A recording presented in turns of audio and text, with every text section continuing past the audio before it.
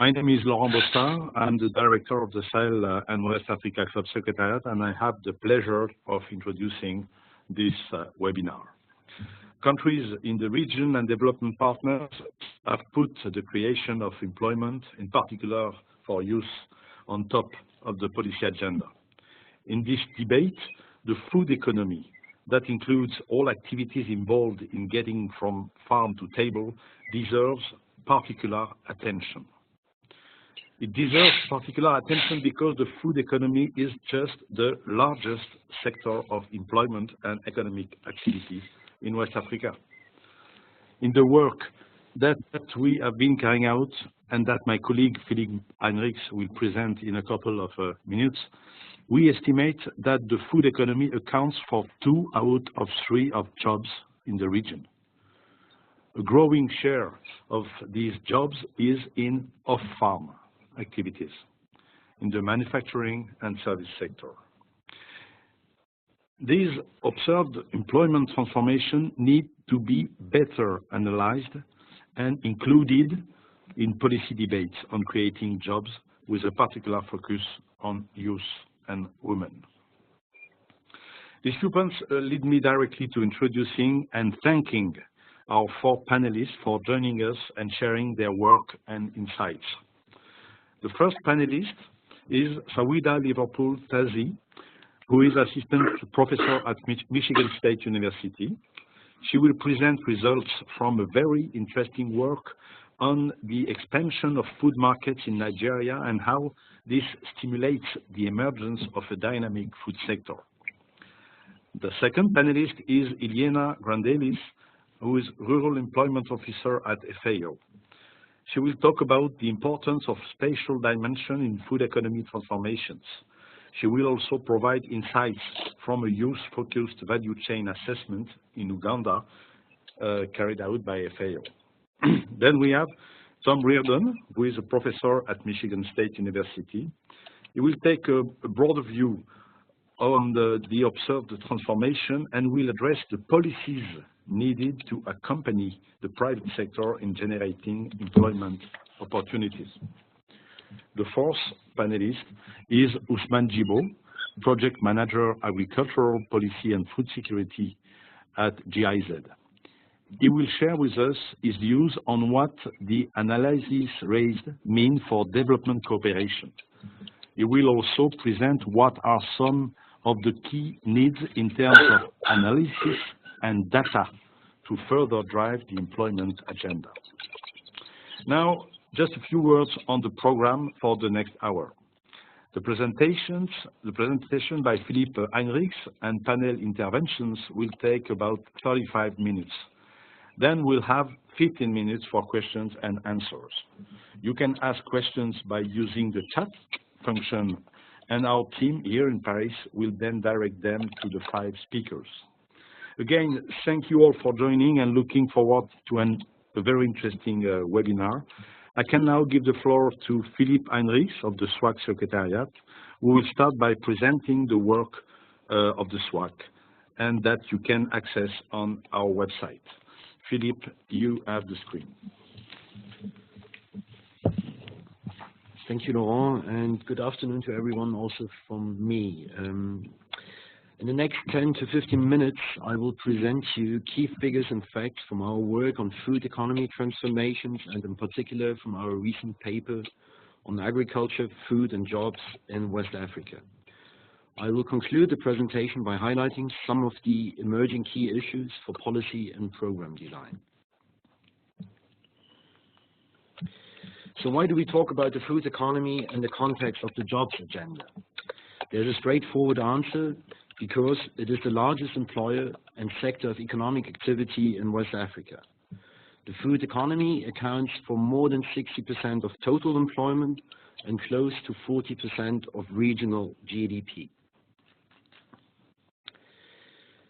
The main drivers that have led to the spectacular growth and change in the structure of the food economy are urbanization, population, and income growth. As has been observed in other regions of the world, urbanization and income growth drive changes in consumers' consumption habits. There is a growing demand for diversity, consumers demand more meat and fish and more fruit and vegetables. And there's an increasing demand for convenience, notably for processed and prepared foods. These changes in food consumption are driving demand for more and new activities in the food systems, notably in the off-farm activities such as processing and packaging, for instance. The maps on the left of the slide show the growth of cities and urbanization over the past 35 years in West Africa. And this is just to give you an idea of the scale of this demand-driven transformation. So, what is the current employment situation in the West African food economy? Agricultural activities clearly still dominate food economy employment. However, 25% of all jobs are already in the off-farm segments. Food marketing, activities in trade, logistics, wholesale and retail account for the majority of off-farm activities, 17% in the total, followed by food processing, 5%, and catering activities, 3%, which include food away from home services, such as street food and restaurants. Combined, these off-farm food jobs account for 31% of all non-farm employment in West Africa. For instance, in some West African countries, food processing is the largest manufacturing sector in terms of employment and value creation.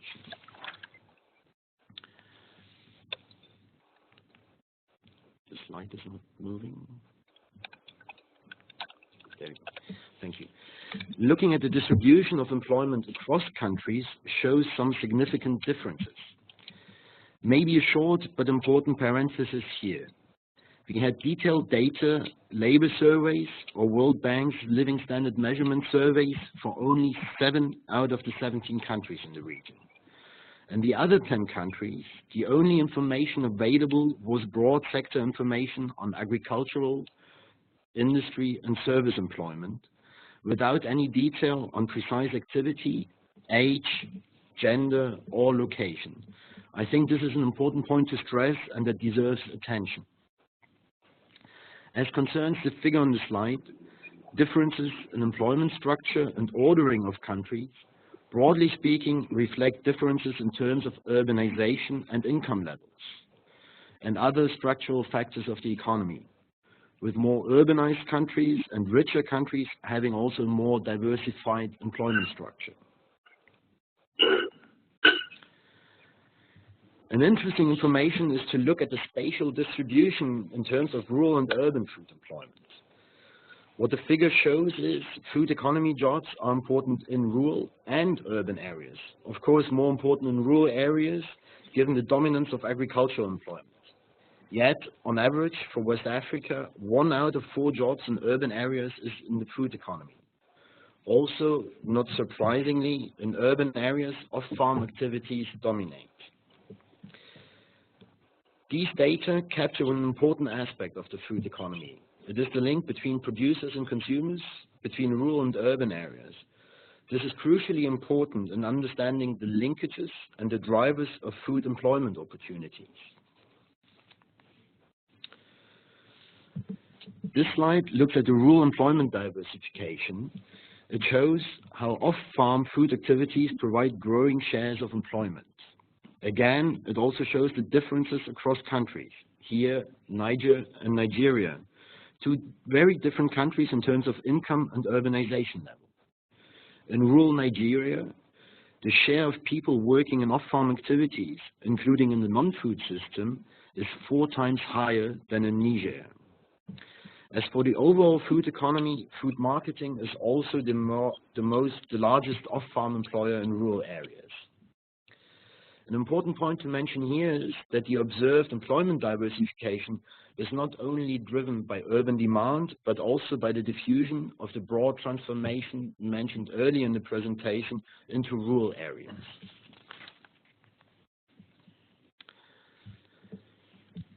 This map shows rural employment diversification by administrative level. And again, it shows that the strong differences in terms of rural employment diversification between countries also exist within countries. The darker the color, the higher the share of off-farm food employment. There are some clear spatial patterns emerging. For instance, in Ghana and Cote d'Ivoire, rural employment is more diversified in proximity to the main urban markets of Accra, Kumasi, and Abidjan. In Mali, you can see that the employment is more diversified along the Niger River, areas with high agricultural productivity given the availability of irrigation. What this map shows is the importance of spatial factors in analyzing food economy and employment diversification. On this slide, we have more detailed data for Senegal that confirms the strong differences and influence of local context. The data is for three rural areas, which are rather close to each other, but show very different local contexts. In terms of agricultural production, the three regions are very different. Starting in the north, the Delta region is along the Senegal River basin and characterized by large-scale mechanized production of rice and tomatoes. The Niayes region, further to the south, is characterized by small-scale horticultural production for consumption in Dakar. And finally, to the southeast, we have the groundnut basin, which is dominated by rain-fed groundnut production. What the table and the figures shows is that they are very different in terms of land and labor productivity and in terms of rural labor markets, as is captured by the last column in the table in terms of share of farms hiring paid labor. However, they are also very different in terms of land markets, for instance, which have a strong influence on senior security, investment, and access to productive resources. What this shows, and again shows, is that the macro data can provide us a good understanding of the broad transformations that are occurring, but there's a need to have a more detailed, in particular more spatial territorial data to understand the opportunities and constraints faced by actors. This is the last figure of the presentation, but an very important one. It shows that the off-farm segments of the food economy are dominated by female employment, and these are particularly important for women employment. Hence, there is a need to integrate constraints faced by women in the analysis and program design of food economy development and employment in off-farm segments. This slide to briefly summarize and conclude the presentation with some key messages that emerge from the work we have been carrying out over the past 18 months. So transformations in the domestic food markets create large and new employment opportunities, and given the size of the sector, there's a need to refocus the policy attention on the domestic food market. Food market opportunities by far exceed those in export crops. It also means that there is a need to focus on foods beyond staples, fruit and vegetables, and processed foods for which demand growth is fastest. What are the off-farm services and activities that are needed to develop these activities? How much public investment is targeted at these products? These are issues that deserve to figure more prominently in policy debates. Also, the food economy doesn't stop at the farm. It links producers to consumers, rural to urban areas.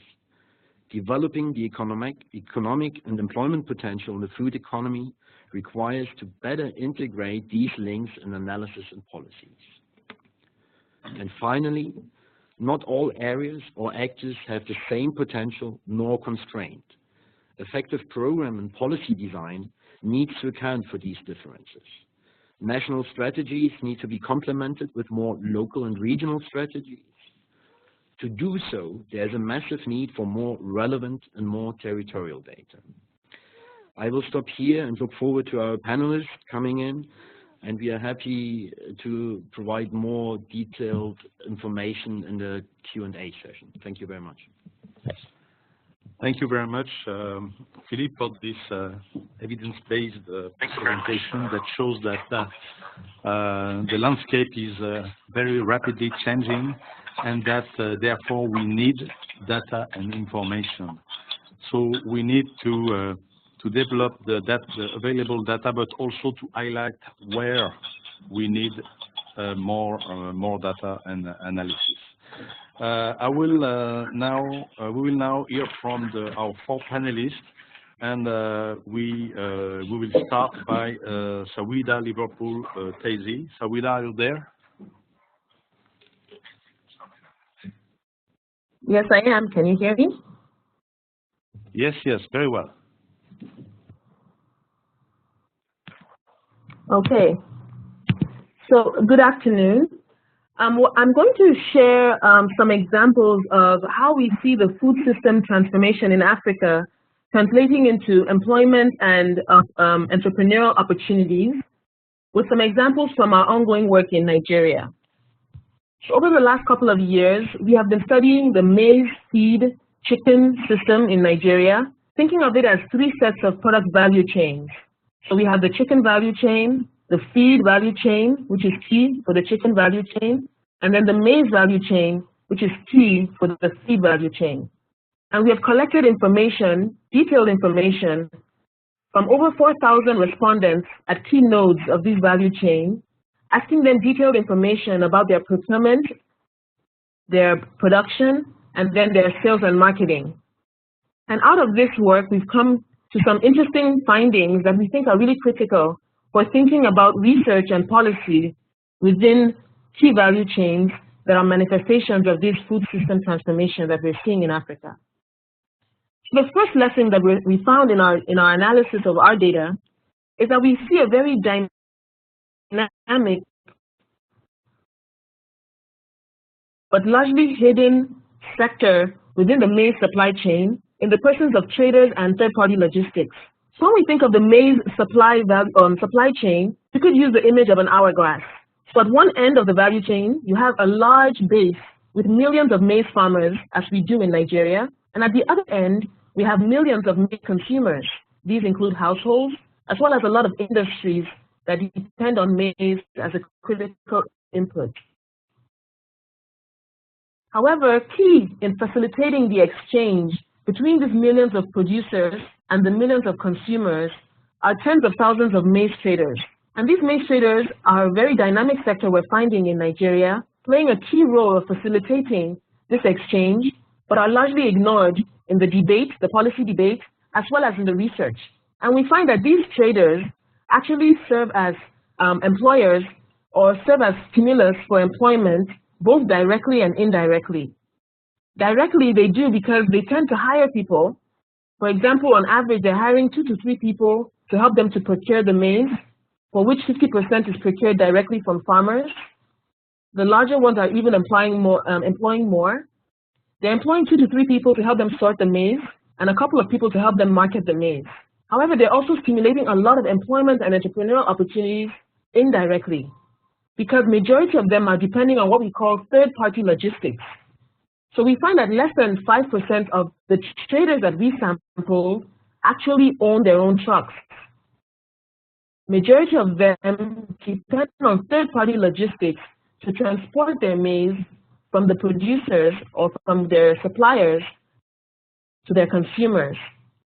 Similarly, we find that very few of them actually own their own warehouses.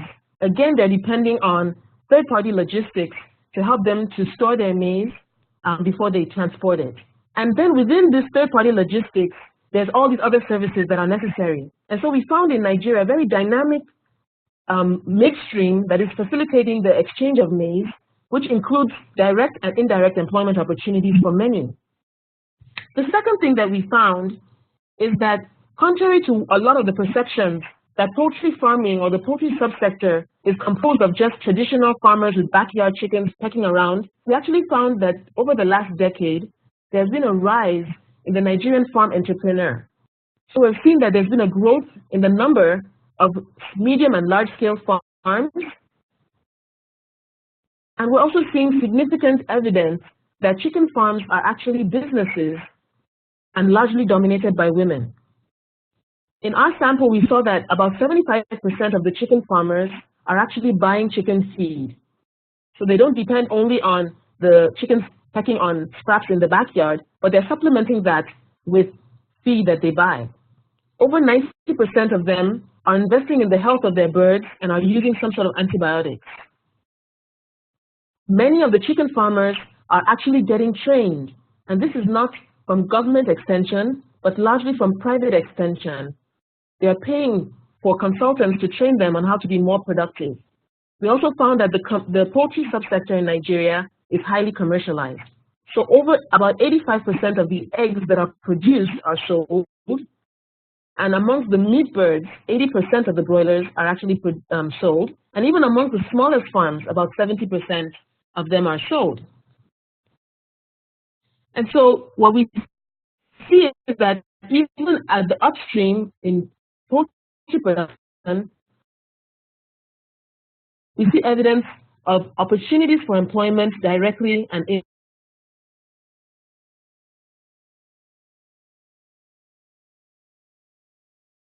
people for sales and marketing. They're hiring farmhands to help picking of eggs, grading of the eggs, cleaning out of the chicken coops. And they're also hiring sometimes in-house consultants or people to take care of their birds, so in-house animal scientists or nutritionists for the feeding of their birds. So creating a lot of indirect employment opportunities because of these services that they're demanding. So we're seeing a rise in people who are actually coming to supply the cages and the feed systems. We're seeing people coming in to provide the antibiotics and administering those drugs. We're seeing a lot of people getting into the logistics to provide the inputs that the farms need, as well as to facilitate the trade between the farmers and their consumers. If I was to summarize, I would say that there are some key points coming out from what we've seen in Nigeria, that indeed there's this hidden middle, dynamic upstream, midstream activity that is facilitating the interaction between maize production and maize consumption, which we need to pay more attention to, because the efficiency of the middle, this hidden middle, is important for the operation and incentives that the maize farmers that we typically focus on are facing, and the incentives that they will face to increase their productivity or adopt technologies that would increase their productivity. Similarly, we do see that in the midstream and the upstream, there is significant response to Nigeria's growth in the demand for poultry products, with domestic producers investing in the businesses to increase their productivity, and this investment translating into other opportunities on the employment and entrepreneurial side. Thank you. Thank you very much, Saweda. Due to the limited time that we have, and thank you for these very concrete examples. So now I will give the floor to Ileana Grandelis, from the FAO. Ileana? Yes, I'm here. Can you hear me? I'm going to also provide some insights from the work of FAO related to the food economy and youth employment. And in general, we could not agree more about the importance of the spatial factors. We think that needs really to be emphasized along with the need for more territorial and participatory approaches to foster youth engagement in the territorial economy. And the first concern I would like to raise that emerged from our experience in program implementation, but also more recently in policy and strategic support related to youth employment in Africa, which is really emerging as a need expressed by different countries, is the risk of exclusion of youth in more remote rural areas. And the SWAC paper, for instance, points very well to the need, to the importance of proximity to towns and the role of food markets in driving the generation of non-farm employment in the food economy. This is a key aspect for us. We see a risk of let's say, excluding or not identifying, let's say, strategies to better integrate also in these very interesting dynamics, rural youth in more remote areas. On that, we think that looking towards the future, more special analysis is needed, more data, more information also integrating mobility, for instance, and mobility consideration to see how these how the rural use in more remote rural areas interact with the territory.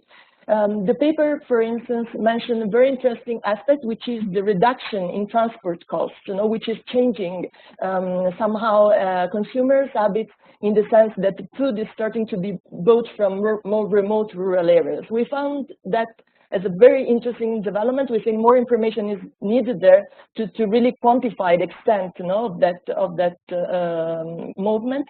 And also the role of ICT. I think we think the role of ICT and all the e-entrepreneurship innovators that we found often among the youth could help a lot in reducing those transport costs and therefore be part of, let's say, a strategy for more remote rural areas not to get excluded or, let's say, to get better engaged in such an interesting development.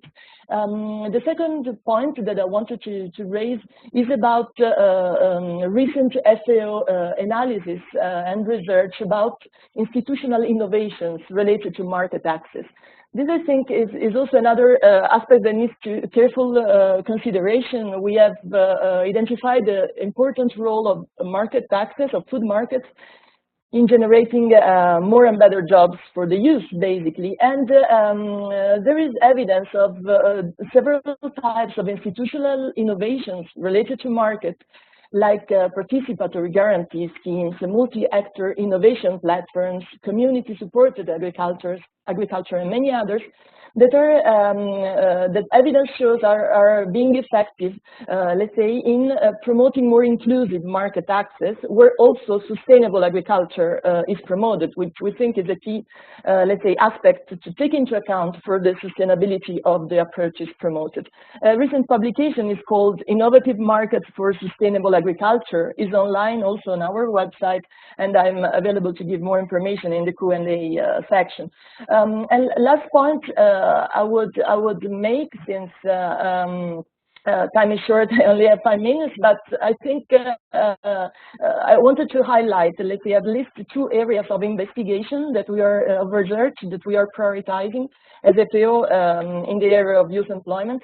One is the need to get better information on mobility and migratory patterns in the rural areas, with focus on the region and Africa. Second point, in research we are conducting about, let's say, the specific opportunities available in specific value chains to engage the youth. In particular, we developed a guidance, an analysis tool, let's say, it's a practitioner guide for a youth-centered value chain analysis. We're currently piloting this tool in Uganda, and again, I'm happy to provide more information as needed. The results are not there yet. We are in the piloting phase, but the objective, let's say, of the tool is to be able, at least from a value chain angle, to end with the territorial lens, let's say, to identify the constraints that youth face in engaging in a specific value chain, and the opportunities available to them, in order to provide a more informed, let's say, advice to policy advisors at the moment of promoting different upgrading strategies for different value chains to optimize, let's say, their potential for youth engagement. This is being piloted in Uganda. We've done something similar already in Guatemala, with very interesting results. And at least in the case of Guatemala, for instance, at least 8 new jobs profiles that upgrading strategies in the coffee sector, in this case, could generate. So I would stop here for now, but thank you very much also for the previous presenters for the very interesting insights. Thank you very much, Ileana. You're just on time. Thank you very much. It was really interesting. Just want to stress from my point of view the importance, the key importance of taking into account mobility and migration. And we know very few about these these two elements, and this is absolutely key. I now go straight now to Thomas, also from Michigan State University. Thank you. Can you hear me okay? Yes, very well. West Africa has gone from a very small share of its population in cities, let's say 2 or 3 decades ago, when the urbanization issue was really a sidelight, a marginal discussion, an exotic discussion, because the share was maybe 10 to 20% of the population. Fast forward the film, and you find that by the 2010s, 40 to 50% of the population of the city of the West African region are in cities. In Nigeria, 50% in cities. This rapid urbanization is a fundamental force influencing the food system. And in fact, if you think about those shares, let's say 40 to 50%, they actually understate the share of urban areas in total consumption and the market. So if you think about the case of Nigeria, while the population share of the cities is 50%, the total consumption share of the cities in the total national food consumption is about 60 to 65%. And of the total food market in Nigeria, it's about 75%. When you think about the importance then of the urban areas being maybe 2/3 to 3/4 of all the food consumed in West Africa and in markets, you really get the feeling that there's been a fundamental sea change in the West African market in just a couple decades. So these changes are very rapid. And as the cities grow and they need to be fed, their supply chains reach out like tentacles out further and further into the rural areas, transforming those rural areas. So near the city, of course, the transformation is deep and rapid. Going again to the middle areas, it's even quite important. And then as you reach out, it's starting to affect even hinterland areas. So very little of the rural area in West Africa is not touched by the change in market of the cities. Farmers are commercializing to sell to this market. They're diversifying to be able to supply the 2/3 of the national diets in the West African region, which are not in grains. So 2/3 of the diets are in meat, fish, vegetable, fruits, dairy, edible oils. Many of these products have very high labor components, higher than in basic grains, and farmers are shifting to these. Farmers are also intensifying their production to produce surpluses to sell to this market. So it's an implication that is so important for the rural areas of the urbanization. But urban is not the only story. Rural households in West Africa have also entered the market economy from the purchase direction, whereas 30 years ago, one could say farmers grow what they eat and eat what they grow. Today, 1/2 to 2/3 of rural household diets in places like Nigeria are purchased. So purchased food is extremely important now in rural areas. That means rural to rural and urban to rural supply chains are growing. Now, as all these supply chains grow, rural to urban, rural to rural, urban to rural, they create huge employment opportunities, as Saweda emphasized.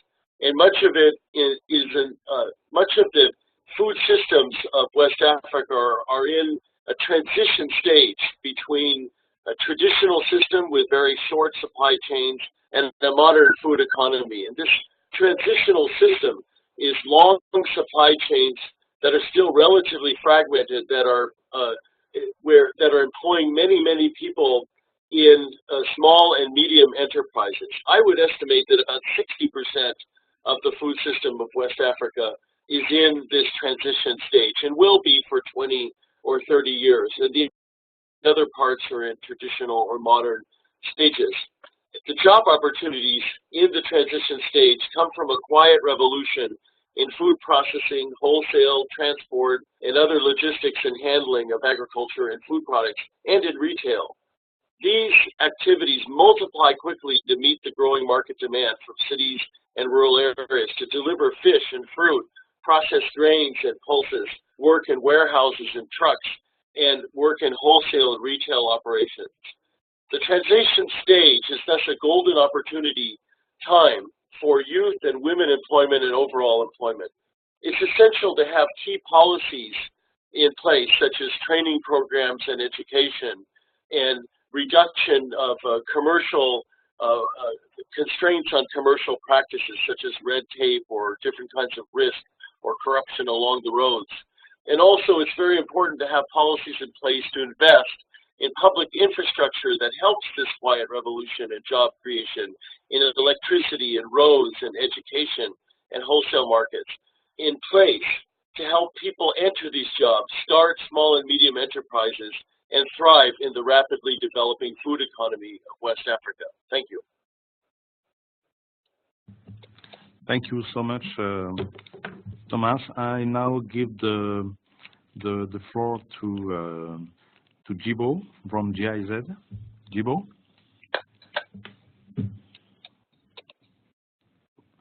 Ousman?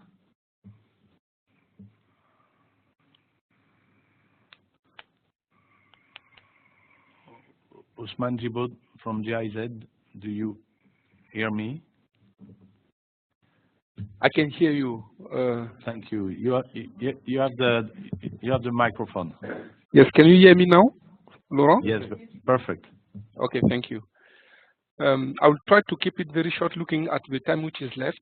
I would like to say that we at GIZ, especially the German Development Corporation, we see this topic being a very important topic for us.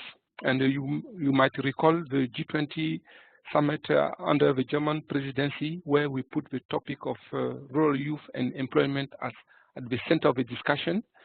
And beyond this positioning of a topic at international discussion panel level, we are very keen in terms of doing concrete things on the ground, and I'm happy that we have been partnering with Club du Sahel and also with FAO and also the Michigan State University in doing some analytical work.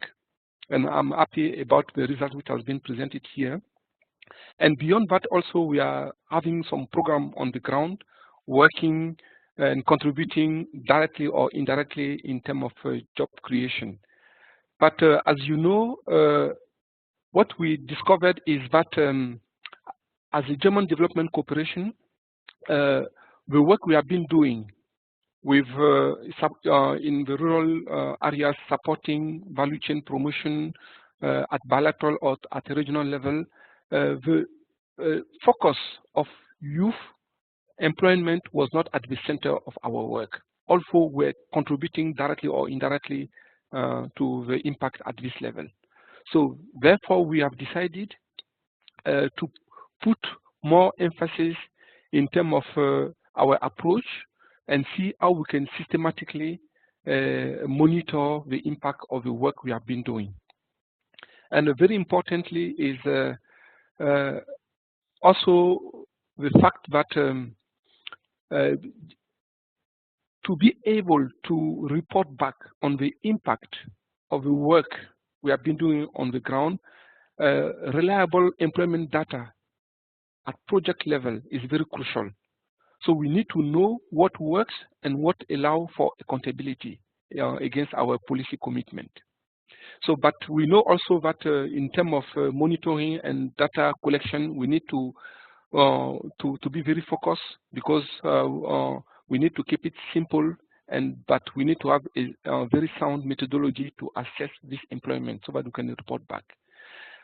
So this is the first key message. The second key one also is we need also a common framework and definition which can enable us to aggregate the results we are compiling together, and also to enable comparability. So a comprehensive coordination and cooperation between the different actors and especially between the development partners, is very important to enable us to capitalize and also to have a coherent implementation and joint learning. And at strategic level, we need a comprehensive approach to rural youth employment. And I'm happy that Saweda, you mentioned the middle hidden, which is not getting enough attention. I think we need to do more with regard to the middle hidden, because at the end of the day, the employment might be at rural level or in urban area will be created by the private sector. So I think the private sector is at the center of the entire process, and we need to pay adequate attention to these actors. And also the aspect of mobility and migration. I think you mentioned it, Ileana, from FAO. I think this is a very important dimension we need to consider, as well as the value chain approach, which we have also been working on for several years. So in a nutshell, for us as the GIZ, this is a very important topic, and we are happy that different institutions are coming together, putting their effort together to make sure that we collect enough information, which will enable us and also enable the policy makers to be able to have the right fact and also to design policy which should incorporate youth from the beginning. I think this element is also important, how to get youth incorporated in the policy design process. Thank you very much. Thank you so much, Ousman, and thank you to all of you. For the remaining 15 minutes, I see three broad questions from your presentations, and I will start by the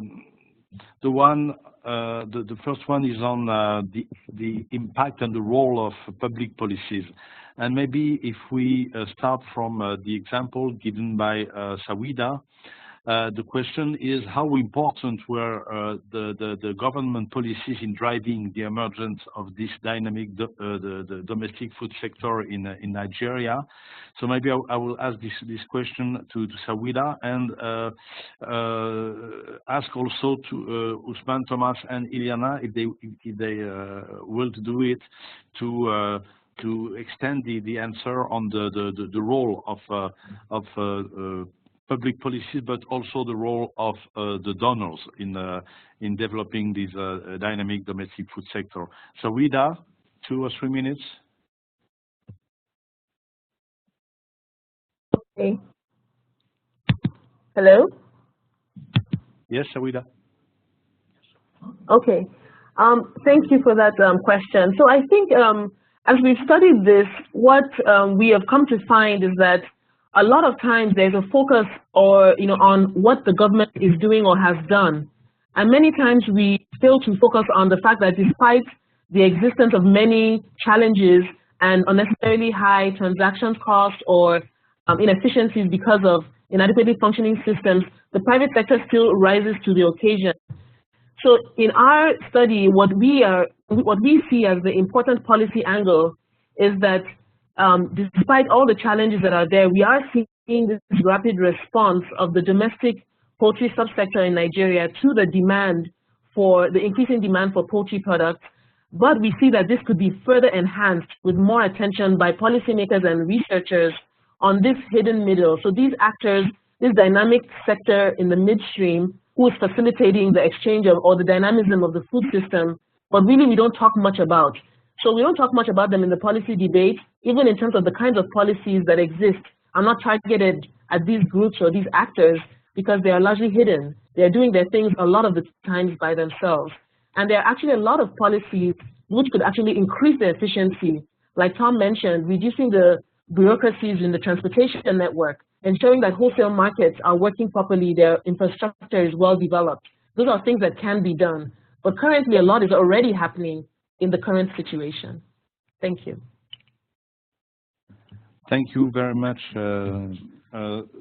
Can I add? Yes, maybe Ousman or Ileana, you're from the donor side, but also Thomas. I don't know who wants to take the floor. Ousman, I can come in. Can come in as well afterwards. And I can also add to Saweda. Okay, I completely agree with Saweda that we need to put much more effort on the middle hidden. For me, even beyond the discourse on the middle hidden, we need to have the right instrument to promote these small and medium enterprises. I think this is where we have a lot of challenge. What are the instruments we are putting in place to promote these very special actors, which is very key in the entire value chain? I think this is where we are struggling.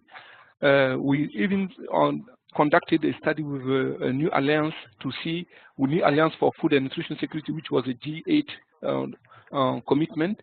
We found out that the feedback we got from the private sector is we haven't found yet the right instrument to promote them. So the question of access to finance is a big question, and also the question of targeting tailoring our instrument to the different type of small and medium enterprises. I think this is where we need to do more, I think. Thank you.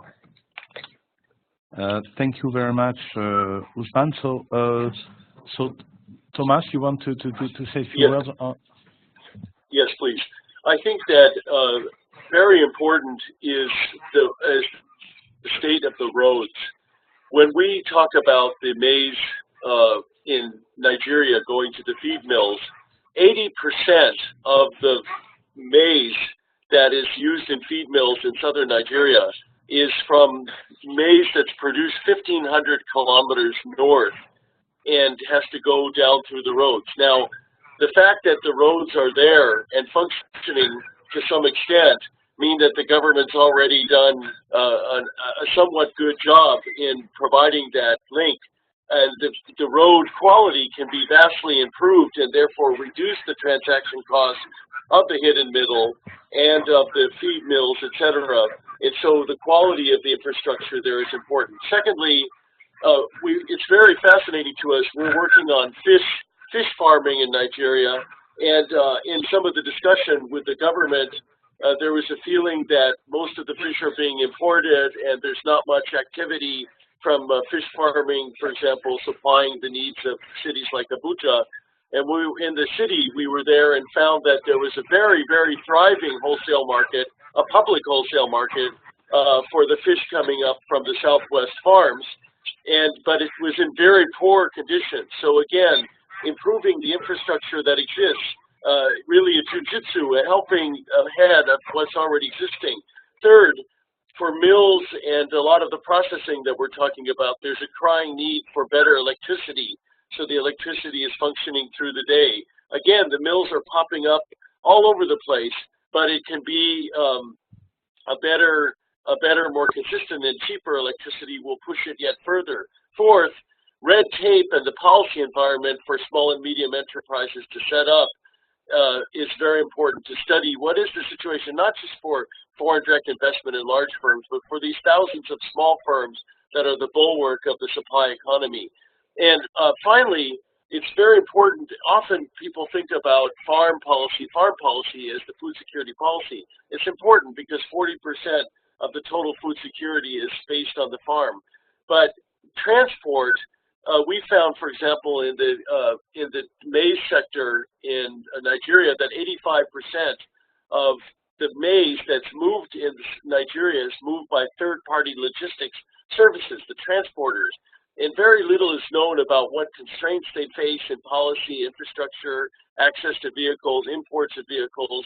So really those kind of those lateral policies that are affecting services are absolutely crucial to the growth of the hidden middle and to the quiet revolution. Thank you.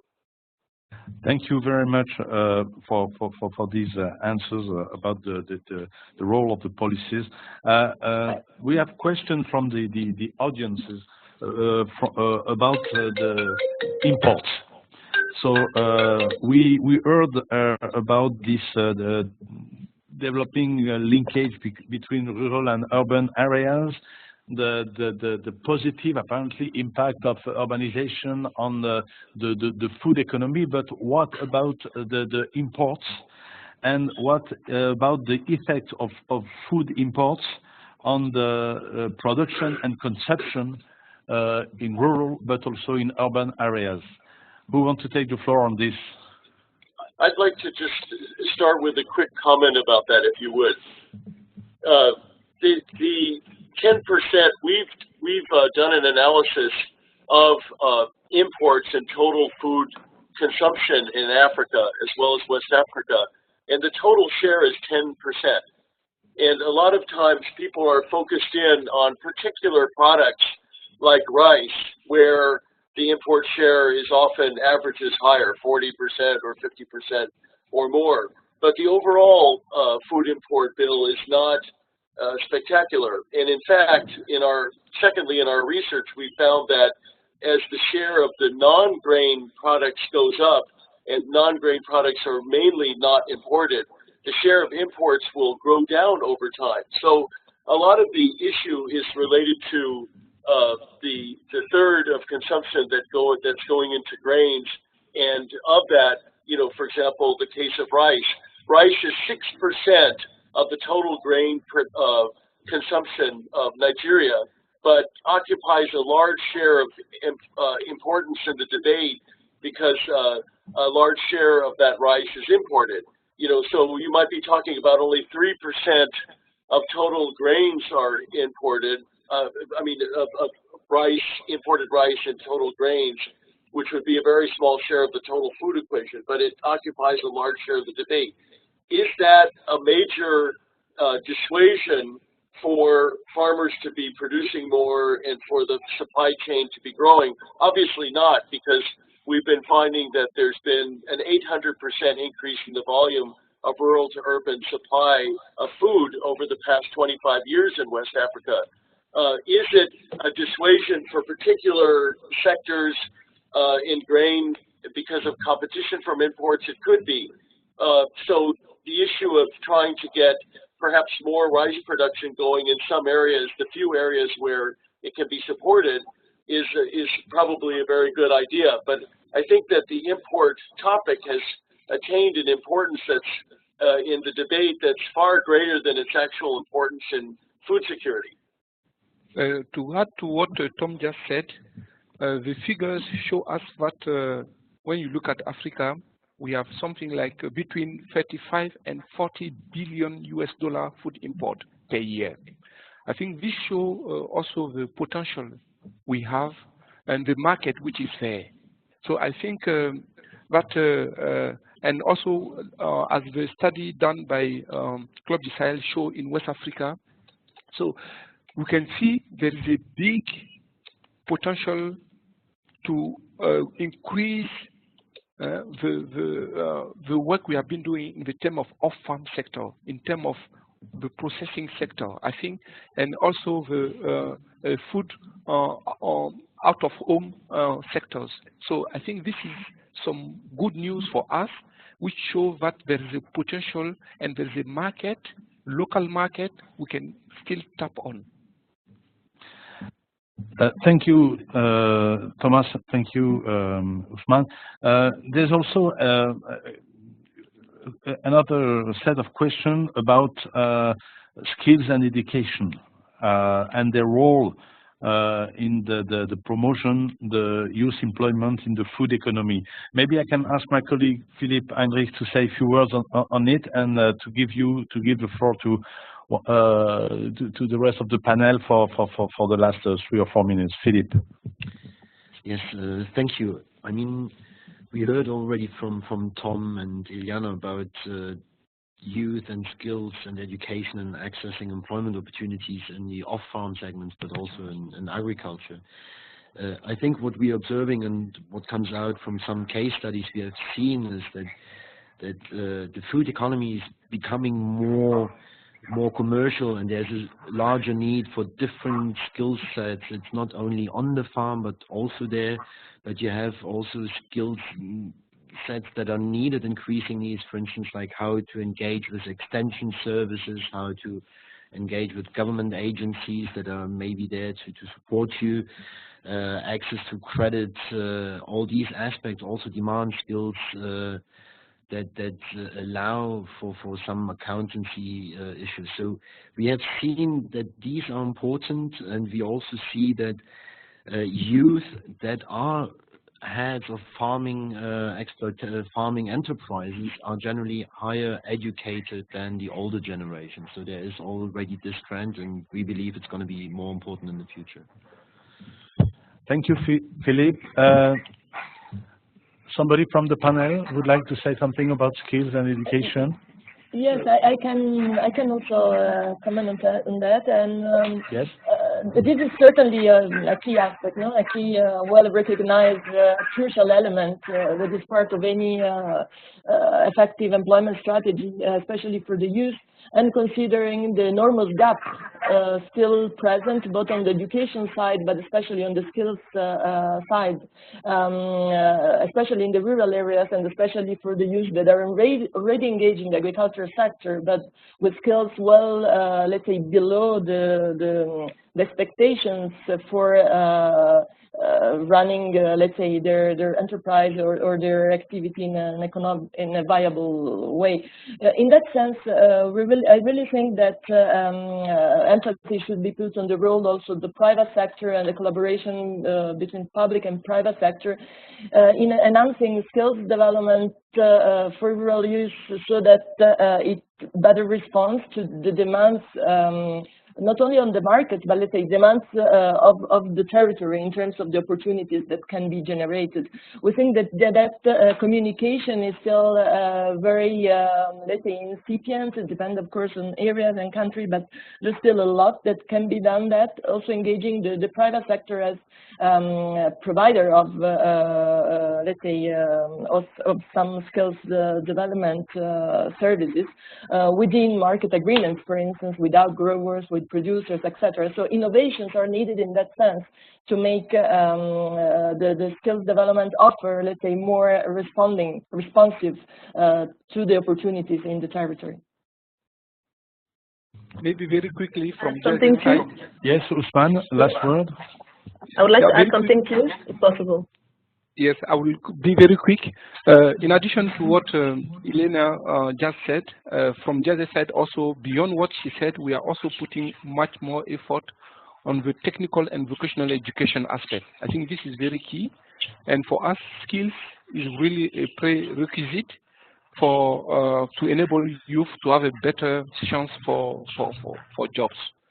So there was a quick question on the M&E aspect. I think now we are not able to give figures, but we are working on the methodology, and there is a process of aggregating job creation data in GIZ worldwide.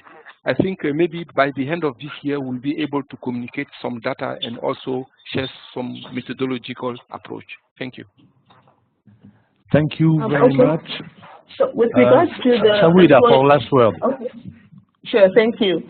Just wanted to add one thing on the issue of training on skills.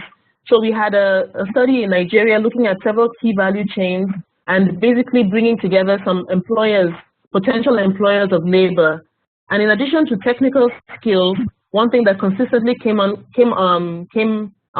the discussion was the fact that many times youth particularly are lacking in soft skills, and in the entrepreneurial side, they're lacking in mentorship.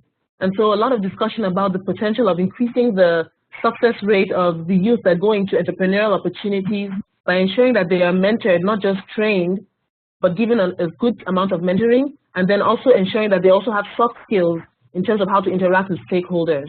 And then I wanted to make one last comment also in terms of the issue of imports.